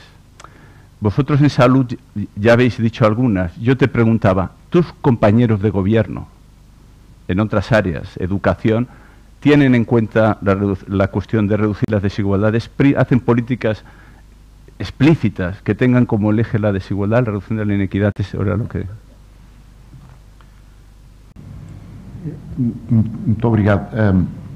Eu vou tentar falar de forma clara em português. Há algumas diferenças entre aquilo que se passa do ponto de vista social e económico em Portugal comparado com a Espanha. Para nós, em Portugal, a austeridade é uma necessidade. Portugal está, como sabem, tal como a Irlanda e a Grécia, sujeito a um programa de ajuda por parte da chamada Troika. É muito fácil defender políticas públicas para sair de situações de crise económica, mas o problema é que as políticas públicas custam dinheiro, alguém tem que as pagar. Sem dinheiro não pode haver investimento, inversões públicas. Portanto, não é correto comparar a situação dos anos 20 com a situação dos anos 2009, 11, 10. Não é correto, são situações económicas diversas. Nós poderíamos perder muito tempo a discutir o modelo keynesiano contra o modelo neoliberal. O problema, nomeadamente em Portugal, é que não temos dinheiro suficiente para discutir sequer isso. O que nós temos que fazer é pagar o que devemos, criar condições para crescimento económico e, ao mesmo tempo, ir fazendo investimento em políticas públicas de coesão social, em particular na saúde. E desse ponto de vista eu quero lembrar que em Portugal, porque temos um sistema fiscal que é francamente progressivo, embora com alguma regressividade naquilo que tem que ver com impostos de património e capital, a verdade é que em Portugal, pelo menos 45%, quase metade dos portugueses não pagam imposto de renda. Ou seja, metade da população tem que pagar todos os impostos de renda para sustentar todo o investimento público e o funcionamento dos serviços públicos. Além do mais, em Portugal não somos suficientemente ricos para, com impostos de património e capital, podermos sustentar a diferença. Esse é um dos nossos problemas. Estamos com uma carga fiscal sobre rendimento, sobre renda, demasiado elevada, mas que, no entanto, continua a proteger quase metade da população. Deve dizer-se que, neste momento, quer em termos de saúde, quer em termos de outras políticas de impacto social, nós temos tido uma grande preocupação de combater as desigualdades. Temos desigualdades de caráter social, já a mostrei. Em Portugal, as desigualdades de género não são tão marcadas como noutros países da Europa. É verdade que há mais paro, mais desemprego em mulheres do que em homens. Mas, por exemplo, temos valores de violência de género menores em Portugal do que outros países na Europa, nomeadamente em Espanha, o que não quer dizer que ela não exista. E, na realidade, a nossa política proativa relativamente à imigração, que continua a ter direito e acesso a serviços de saúde gratuitos em Portugal, leva a que as desigualdades de género que poderiam existir nas comunidades imigrantes estejam muito atenuadas. Devo dizer-vos que o problema da desigualdade de género em saúde tem que ver essencialmente com a comunidade roma-ritanos, sim?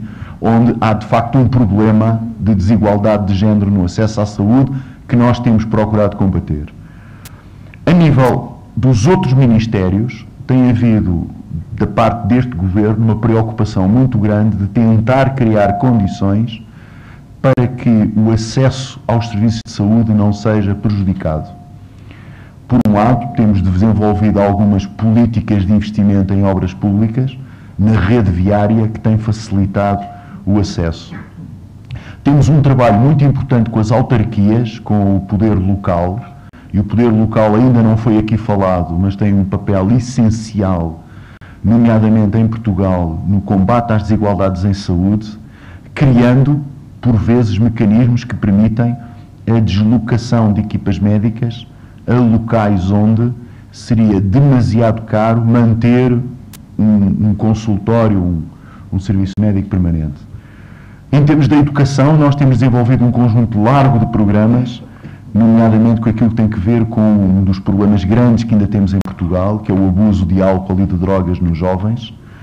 Nós poderíamos falar sobre a política de drogas em Portugal, que é um tema interessante, mas devo confessar que daquilo que tem que ver com a prevenção, nós falhamos rotundamente naquilo que tem que ver com a profilaxia, a prevenção do início do consumo de cannabis nos mais jovens, que apesar de não ser tão alta como, por exemplo, em Espanha ou em Itália, tem vindo continuadamente a crescer.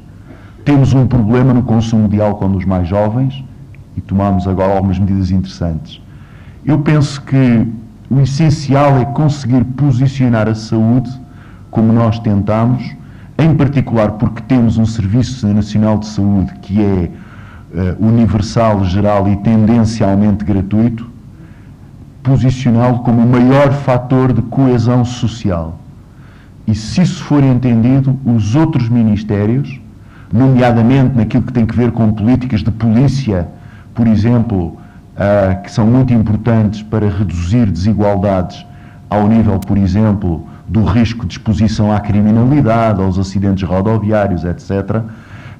Temos uma política muito interessante com a economia no sentido de combate aos problemas que se prendem com a alimentação, etc. E, portanto, desse ponto de vista, sendo entendido o Serviço Nacional de Saúde como um fator de coesão social, todo o Governo acaba por, de alguma maneira, colaborar com a saúde e, em termos orçamentais, com justiça, devo dizê-lo, o Ministério da Saúde tem sido aquele que tem sofrido menos cortes em termos daquilo que é a nossa capacidade orçamental neste momento. Temos que ser corretos. Obrigado. Bueno, ahora daremos más palabras. Yo antes quería hacer un comentario también para añadir un poco más de crítica al debate, ¿no? Y recordar que en los distintos gobiernos que ha habido, la voluntad política en el tema de las desigualdades en salud no ha estado encima de la mesa. Y me gustaría un poco también que comentaran los ponentes cómo lo ven. De hecho, el informe de Vicente Navarro, no sé si se acuerdan, ya hace años el último gobierno de Felipe González también quedó en un cajón. Es un tema que no ha estado en la agenda política nunca. Y teniendo en cuenta que las desigualdades es algo que afecta a todas las políticas, que hablamos de salud en todas las políticas, estamos en un momento en que vemos que las personas de clases sociales más favorecidas son las personas que siempre acaban pues teniendo más privilegios en nuestra sociedad. Y, por ejemplo, tal como se ha comentado, es que no hay ingresos, pero somos uno de los países con una evasión fiscal más grande y que se está haciendo para ello, ¿no? Por ejemplo. O sea que un poco como estos temas de desigualdades en salud, pues la pregunta sería, pues cómo es que no han entrado en la agenda política, pero no a nivel de todo el Estado, tampoco a nivel de la mayoría de comunidades autónomas. Vamos a dar 4 o 5 palabras, o 6 las que consideréis, para después poder hacer que tengan un turno de respuesta a los ponentes, al ponente. Si es muy rápida, sí, porque nos queda pouco. Eu acho que há um tema muito importante para discutir num congresso como este. Há pouco disse que a austeridade era uma oportunidade para combater o desperdício. Ora, o que eu penso que é muito importante em termos daquilo que é o conhecimento epidemiológico, o conhecimento da saúde pública, é que mais do que nunca, porque o dinheiro é escasso, naquilo que envolve políticas públicas, elas têm mais do que nunca de ser baseadas no melhor conhecimento científico.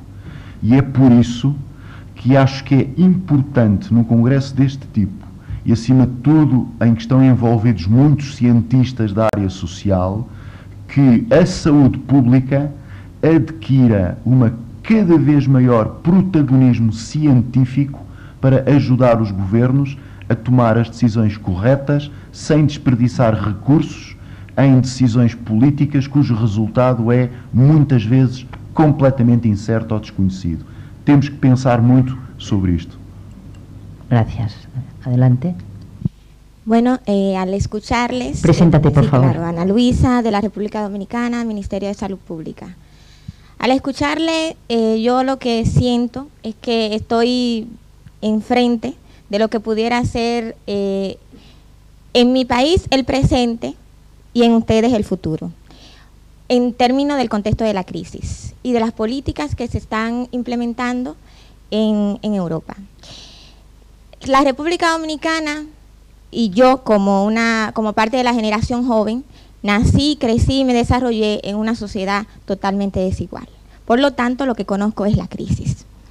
Y las políticas públicas siempre han estado basadas y dependiendo de las recetas que han venido dando el FMI, el Banco Mundial y toda la injerencia internacional que hemos tenido históricamente.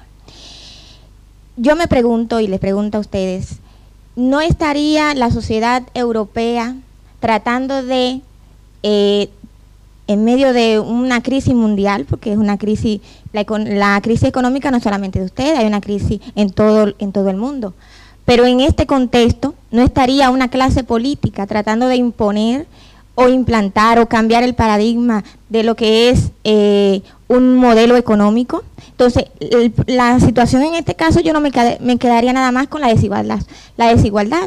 o con los efectos que esta pudiera crear, sino que es un problema más conceptual, es un problema mucho más lejos, más grande, que parte de lo que yo considero que debe ser la sociedad europea y lo que yo quiero que sea la sociedad europea. Y desde el punto de vista de los intereses económicos y políticos, que son los que en definitiva perpetúan un tipo de sociedad o perpetúan un tipo de poder. Gracias. Gracias. Aquí delante. ¿Arriba había otra? Pues vale. Elena. Hola, buenos días. Soy Elena Cabeza de las Islas Baleares. Yo me considero persona completamente base y lo que sí que tengo claro es que para llevar a cabo diferentes proyectos hace falta que la base tenga ganas, pero que los decisores políticos de arriba también. A mí me gustaría saber, por desconocimiento lo pregunto, si se están tomando iniciativas en el sistema político para fomentar la rendición de cuentas y la transparencia. Y yo creo que la gente de la base estaríamos encantados de que hubiera este tipo de iniciativas. Gracias. Gracias. Allí al final, sí. Hola, mi nombre es Lorena Saletti y trabajo aquí en la escuela como técnica de investigación. Mi pregunta va dirigida a Paulo Bus, de Brasil, porque según lo que he entendido por su presentación, los ingresos más fuertes, ¿no?, que están financiando las políticas públicas provienen de los commodities agrícolas, es decir, me imagino yo la soja, ¿no? Entonces, como latinoamericana me preocupa la dependencia de la soja, no solo por su impacto en el medio ambiente, por la deforestación, la pérdida de variedades agrícolas locales, sino también por su impacto en salud, que como sabemos es bastante fuerte, por ejemplo las fumigaciones o el impacto que tiene que ver con el cáncer. Entonces mi pregunta, a lo mejor es un poco utópica, pero es si habéis pensado qué alternativas a estos ingresos podrían obtenerse para seguir financiando las políticas que están implementando en la región. Muchas gracias.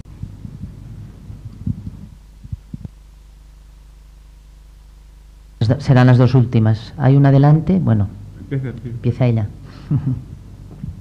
Muchas gracias, muy buenos días. Soy Inés Morales de Colombia y también con doble ciudadanía en Portugal. Quería preguntarles de qué forma ustedes están mirando hacia América Latina. En Colombia nosotros estamos trabajando políticas de salud desde con participación de la academia, donde las instituciones universitarias estamos haciendo un apoyo muy grande a nivel de investigación para que los decisores políticos puedan actuar con base a conocimientos sólidos y a una realidad poblacional.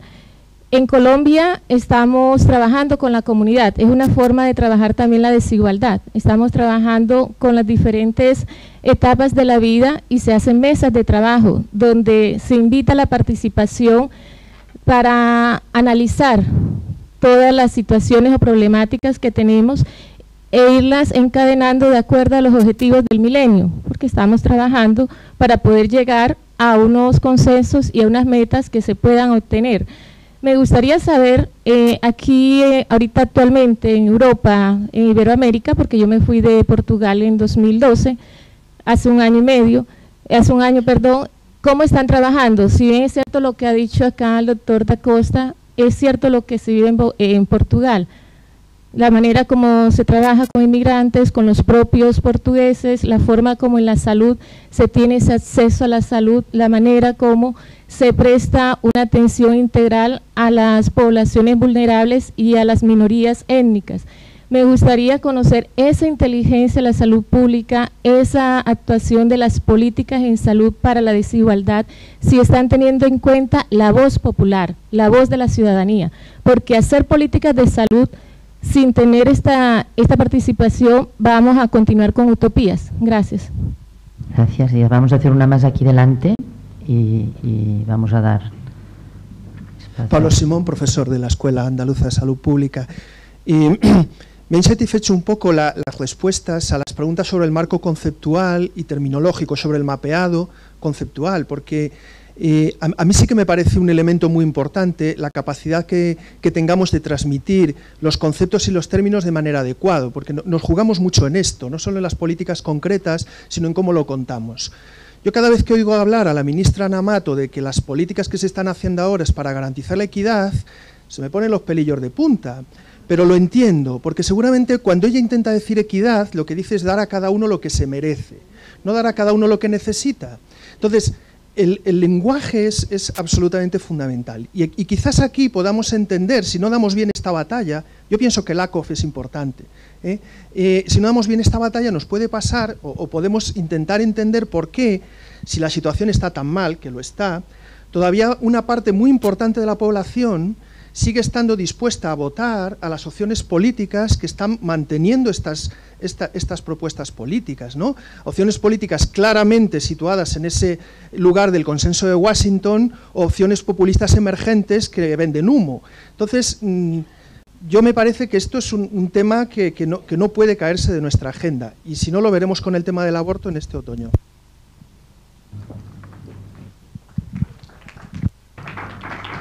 Vamos con las respuestas o con los comentarios de la mesa. ¿Quién quiere empezar? Bueno, muchas gracias, Karma. Han sido muchas las intervenciones y todas ellas muy interesantes. Antes creo que hemos dejado alguna pregunta sin contestar sobre cuáles serían fundamentalmente las políticas públicas que se pueden poner en marcha más allá de las políticas en materia de salud para reducir las desigualdades de la población. Yo creo que hay 4 que son básicas, inexcusables, y que sí que han supuesto a lo largo del tiempo un elemento fundamental para reducir las desigualdades en la sociedad. Y no estoy pensando con carácter universal a toda la ciudadanía, pero sí para incorporar a determinados colectivos que se integren socialmente. Estoy pensando, por ejemplo, en las políticas que se han llevado a cabo en relación a la población gitana en España, que hemos podido ver, sobre todo durante la presidencia española en el año 2010 de la Unión Europea, cómo España se convertía en un referente en materia de políticas públicas dirigidas a una determinada población para permitirle su integración social.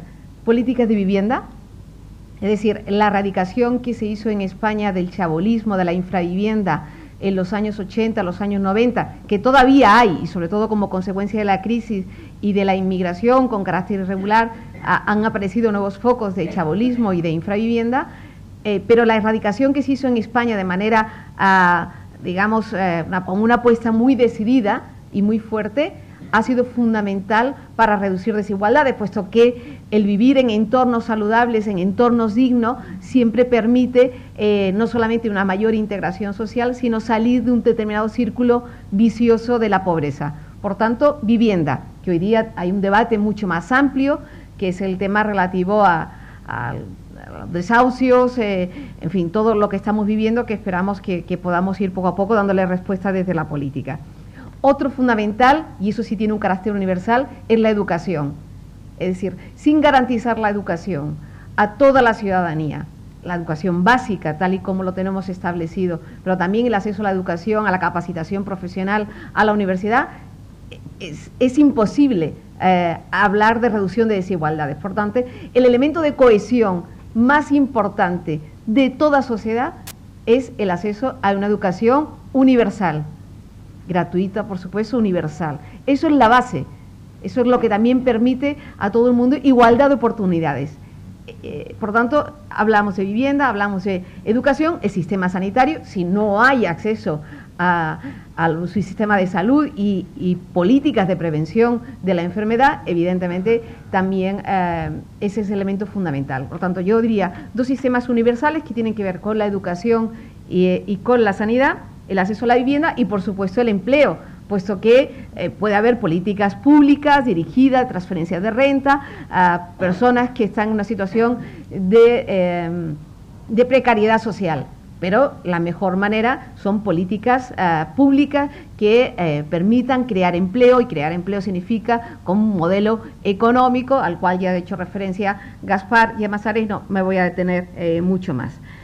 Eso sería, desde mi punto de vista, los elementos básicos, inexcusables, donde tenemos que actuar para reducir desigualdades en la población. ¿Se están tomando medidas para la rendición de cuentas y para la transparencia? Yo creo que este es el gran debate, sobre todo porque está en juego la credibilidad de la política y de los políticos. Si no somos capaces de explicar, algunos lo tratamos de hacer con un carácter más particular, pero evidentemente la percepción que tiene la ciudadanía con carácter general es que ninguno lo hacemos, por tanto algo está fallando. Debe estar fallando nuestros sistemas de rendición de cuentas con carácter general y tenemos un problema de transparencia que estamos tratando de enmendar constantemente, tomando decisiones, tomando medidas y que ahora está en pleno debate y que estamos todos dispuestos a hacerlo. Es decir, yo no... lo voy a explicar de una manera quizás muy de brocha gorda. No tengo nada que ocultar y por tanto estoy dispuesta a desnudarme políticamente para que se pueda ver lo que estamos haciendo. Lo único que pretendemos es no fallar. Es decir, por tanto, sabemos que hemos fallado en determinadas decisiones, vamos a corregir, vamos a hacer una evaluación y vamos a corregir. Tanto a nivel individual como a nivel colectivo, como partido político o como gobierno, cuando hemos tenido la oportunidad. Yo creo que justo ese es el debate y justo ahora hay comisiones donde se están debatiendo y donde estamos trabajando para poder hacerlo de una manera mucho más formalizada. Yo me quería referir a América Latina, porque durante muchos años fue también parte de mi responsabilidad política y es un continente al que me encuentro especialmente ligada desde hace muchísimos años, desde hace más de 25 años, incluso cuando todavía en América Latina había dictaduras. Yo creo que América Latina es un continente que tiene ahora mismo una fuerza que yo lo miro con una gran envidia. Es decir, veo Brasil con la potencia, la fuerza, país emergente y con una gran capacidad, pero veo el crecimiento que están teniendo muchos países.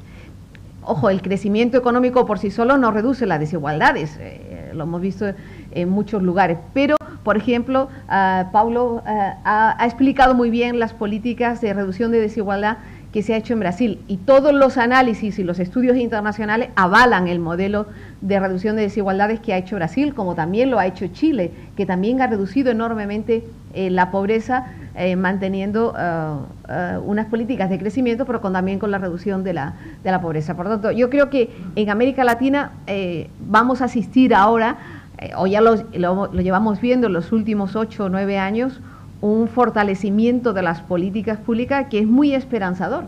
Es verdad que es un continente muy desigual, lo dice la CEPAL, pero es verdad que todas las políticas que se están poniendo en marcha van a corregir ese tipo de situaciones. Además, actúa con una gran soberanía y una gran autonomía de los organismos internacionales en este momento. Ahora, muy pocos países aceptan sin más la receta del Fondo Monetario Internacional. ¿Por qué? Porque en los años 90 produjeron muchos problemas y muchos desequilibrios. Y esto ahora ya todos lo han podido analizar y los países incluso pequeños como República Dominicana se sienten amparados por el conjunto de toda Iberoamérica para fortalecer sus posiciones nacionales soberanas y enfrentarse a los organismos internacionales. Por tanto, si alguien me preguntara ¿cómo ves América Latina? Y yo lo veo con mucha esperanza, por su fortaleza, por su capacidad, por cómo está combatiendo la crisis, yo creo que son clave las políticas económicas anticíclicas. Yo creo que ahí Pablo lo ha explicado muy bien. Y sobre el lenguaje, evidentemente ese es el gran reto también de la política, tratar de evitar que no se consoliden determinados términos y que en el imaginario colectivo alguien piense que las decisiones que se están tomando es para hacer sostenible el sistema. Hombre, por favor, no nos tome el pelo, pero esto es para garantizar la sostenibilidad. Y nos machacan un sistema nacional de salud que se había ido armando y que más o menos habíamos conseguido que fuera un sistema de prestigio, sostenible. Ya sabíamos que de vez en cuando había que inyectar 8.000 o 9.000 millones que arrastrábamos de déficit, pero eso es algo que teníamos establecido y que en materia de salud se veía como normal, porque tú no puedes prever exactamente cuánto vas a gastar porque no sabes cómo va a evolucionar desde el punto de vista de salud una población, ¿no? Pero en todo caso había que hacer un esfuerzo que va más allá de las políticas públicas. Es como en el tema de, sí, tengo que terminar, como el tema del aborto me ha parecido especialmente interesante porque por mucho que digamos y por mucho que respondamos y tengamos capacidad de reacción como estamos teniendo, cuando el ministro Gallardón nos dice que va a cambiar la ley del aborto para proteger a las mujeres, es que a todas las mujeres, estoy segura que hay aquí muchas, se nos revuelven las tripas, porque, oiga, que déjenos tranquila, no necesitamos que usted nos proteja, que somos ciudadanas de primera y queremos decidir lo que queremos decidir, no hace falta que usted nos proteja, no necesitamos ningún protector. Pero en fin, yo creo que ahí, en cambio, creo que van a perder la batalla. Si no la pierden en la ley, la perderán cuando se presenten a las elecciones. Sí, primero en relación a la polémica sobre la austeridad. Y esta crisis no se parece a la crisis de los años 20 del siglo pasado. Hay una diferencia, sí. En América Latina estaban dolarizados, nosotros estamos marquizados, estamos enmarcados. De tal forma que si hubiéramos tenido un banco que se hubiera responsabilizado de la deuda, tendríamos una deuda, Portugal y nosotros, probablemente del 20% del PIB. No la deuda del 100% del PIB. Esa es la diferencia. Pero si tenemos que entrar a los problemas de los presupuestos, en el presupuesto de este año hemos tenido que destinar 38.000 millones de euros a pagar deuda, a pagar intereses de la deuda. Y alguien puede decir, bueno, hay que pagarlos, ¿no? Pero es que de nuestra política fiscal, 40.000 millones se dedican a exenciones fiscales, todavía. 40.000 millones de euros.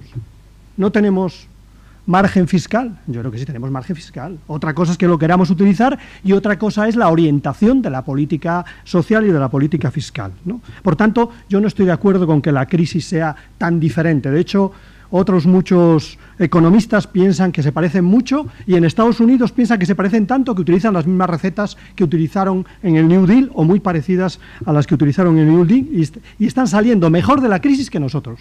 Eso quiere decir que a los demás la aplican la receta de la austeridad, pero ellos se aplican otra receta, la receta de la recuperación. En relación a una segunda reflexión, ¿están las políticas de equidad en salud como prioridad de las políticas públicas de la izquierda? Pues yo creo que no. Yo creo que no. ¿Eso quiere decir que las políticas sociales no forman parte de la prioridad de la izquierda? Tampoco. Tampoco, pero esa integración entre política social y equidad en salud, eso se ha hecho a nivel científico, se ha hecho a nivel, digamos, de la salud pública, pero eso no está presente, lo hablábamos antes, no está presente en el debate sanitario. No está presente en el debate sanitario. De hecho, los lobbies que presionan en el Congreso de los Diputados son los lobbies farmacéuticos, los lobbies de la tecnología sanitaria, pero yo no veo a los lobbies de la salud pública. Yo eso no lo veo. Por tanto, bueno, pues habrá que introducir ese debate en las comunidades autónomas y en ese sentido, tanto en Extremadura como en Andalucía, y habrá que introducirlo también en las políticas estatales. Pero recuerdo la última legislatura. ¿Eso no buscar la equidad en salud, generalizar la educación 0 a 3 años? Esa era una política muy nuestra que se paralizó al inicio de la crisis. La educación infantil gratuita 0 a 3 años. ¿Eso no importante también universalizar la sanidad a los parados sin prestación y a otros colectivos? Lo hicimos el año 2011. Y con eso doy otra vez la razón a los que han preguntado. El problema que lo es el relato es un problema. Es decir, Lakoff y la introducción de un relato propio es verdad que es un problema, porque en buena parte a veces nuestro relato es un relato de los medios de comunicación, pero no es un relato con contenido y sobre todo un relato que pretenda transformar, ¿no? Pero más problemático en la izquierda que el relato son los hechos. Y el principal problema de credibilidad que tiene la izquierda son su escasez de hechos en materia social y su exceso de hechos en materia de degeneración de la vida política. Y yo creo que ese es el problema que tiene la izquierda. Y mientras no nos demos cuenta de eso, pues no habremos hecho nada, ¿no? Porque ¿Cómo se explica? Porque yo leía unos datos en relación a la situación económica de este país y la desigualdad, ¿no? ¿Cómo se explica que en este país la política social no es que no sea anticíclica, es que no es ni siquiera procíclica? Es decir, el único dato de mejora de la política social en España son años 80 y en la primera fase del gobierno de Zapatero de forma muy débil.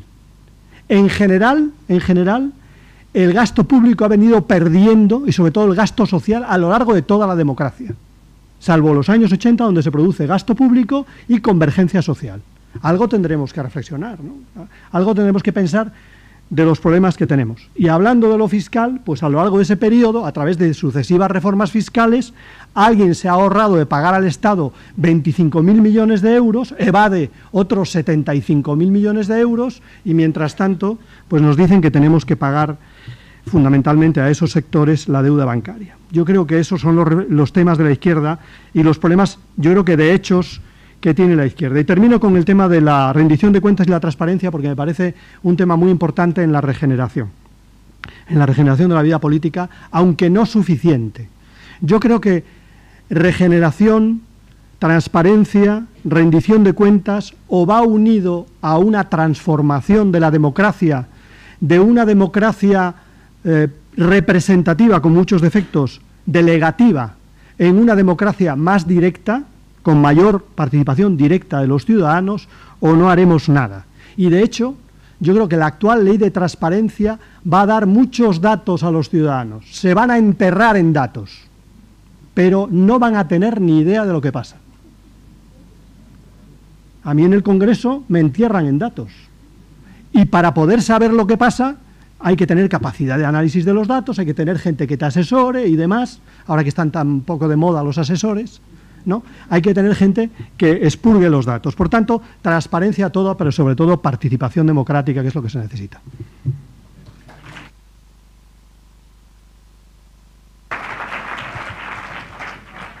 Bueno, yo empiezo por donde Gaspar terminó, porque después de la redemocratización en Brasil en 1985, en 1988 tuvimos la nueva Constitución Federal, y esa Constitución fue antecedida por una Conferencia Nacional de Salud, una conferencia que tenía el 50% de los participantes siendo electos en asambleas populares desde las municipalidades.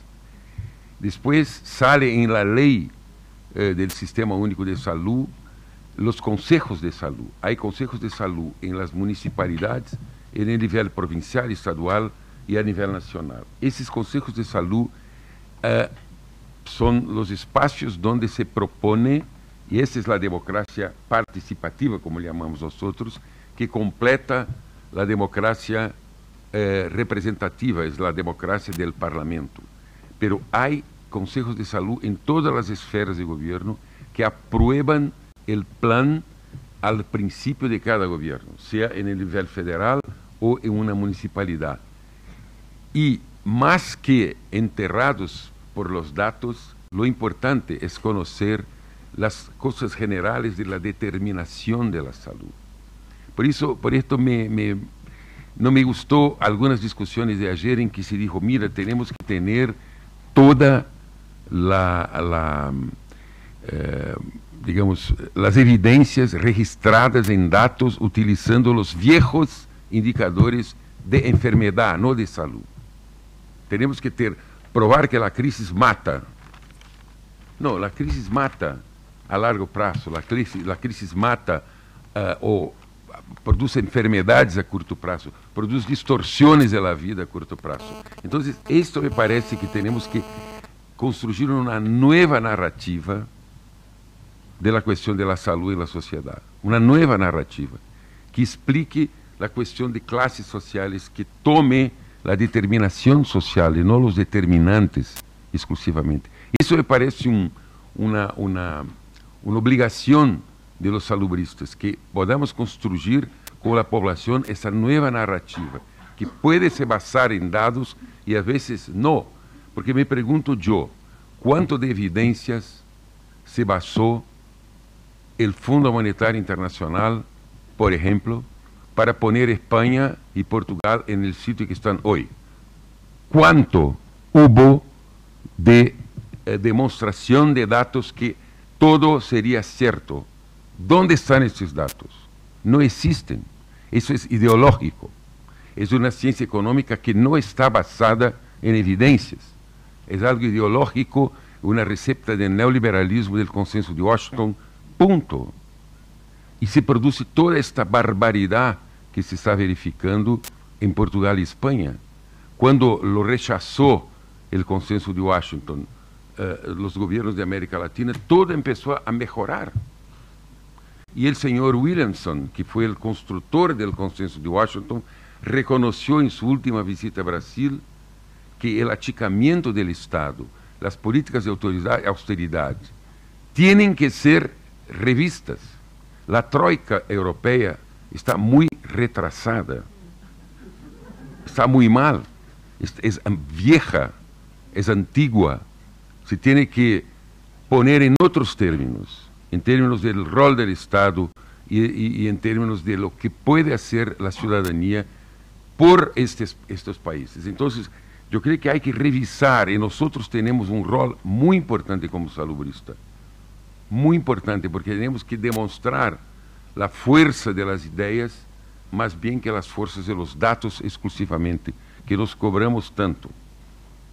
Bueno, entonces, sobre Colombia, mi respuesta sería esta cuestión de la democracia representativa, participativa, es decir, la idea de los consejos se demostró muy, muy importante en nuestros países, de algunos países de América Latina. Y sobre el tema de las commodities agrícolas, hay un equilibrio, a mi juicio, en las políticas brasileñas de producción de las commodities agrícolas. Eso es una ventaja comparativa que tiene Brasil, un gran territorio, un cuarto del territorio es protección de bosques, protección de florestas, no se puede invadir, no se puede deforestar, se tiene que trabajar con un aumento de productividad de las tierras que son posibles de producir granos, y también muy importante la producción de ganado, la producción de cerdo, la producción de pollos, que son commodities agrícolas, llamemos, pobres animales, pero que son creados para morir. Esto me ataca personalmente, pero bueno, sí, es algo que no me suena bien, pero ok. Entonces, donde viene la riqueza, y además de las riquezas minerales que tiene Brasil. Pero hay, en este momento, de parte de la salud, este tema del mercurio pasó en la producción de oro, porque se necesita el mercurio para la producción de oro, y muchas de esta crisis ambiental, hoy tenemos una llamada vigilancia sanitaria, es decir, la salud es escuchada, las consecuencias que terá sobre las poblaciones humanas determinadas iniciativas económicas. Además de la exigencia de preguntarse y responder las consecuencias sobre el medio ambiente. Yo creo que esto sería muy importante que tuviéramos también, y yo creo que hay una experiencia acumulada de los europeos con relación a la cuestión ambiental. Pero me pregunto, ¿qué políticas, determinadas políticas, qué consecuencias tienen sobre la salud humana? Entonces, estas políticas de austeridad fiscal, de recorte de los presupuestos sociales, ¿qué consecuencias tienen sobre la salud humana, presente y futura? Esto nosotros tenemos que pedir a los diputados, hacer hincapié, que la población tiene que ponerse de pie con los salubristas a preguntar las consecuencias de las no políticas o las consecuencias de las políticas, porque hay no políticas también que producen males terribles sobre la población humana. Esa sería mi contribución desde un continente, como dijo la ministra, porque nos conocimos, conocí Trinidad en las varias veces que estuvo como ministra en Ginebra, contemporáneo nuestro ministro. Entonces, yo creo que esto es muy importante, que tenemos que digamos, imponer como una ley las responsabilidades de las políticas y las no políticas sobre la salud humana. Muchas gracias. ¿Sí? ¿Ya no? Bueno, pues vamos a cerrar. Creo que ha sido una mesa muy interesante y además el debate ha estado de salud en todas las políticas, que es algo que tenemos que avanzar aquí, que cuando hablamos de salud no hablamos de servicios sanitarios, que los que estamos acostumbrados a salir fuera de este entorno sabemos que a nosotros nos ven como los de los servicios sanitarios y la salud es mucho más que servicios sanitarios. O sea que yo creo que ha estado bien, ha estado muy bien esta mesa, ver distintas opiniones de las personas que están cerca de la política, aunque sabemos que la política está en muchos otros lados y que avanza también a partir de muchos otros actores. Y yo creo que tenemos que agradecer mucho a las personas que han estado en esta mesa y que han dejado su tiempo aquí para participar también en este congreso de 6 ESPAs y nos han ayudado a entender un poco más lo que ellos hacen para mejorar la salud de la sociedad. Gracias a los 4.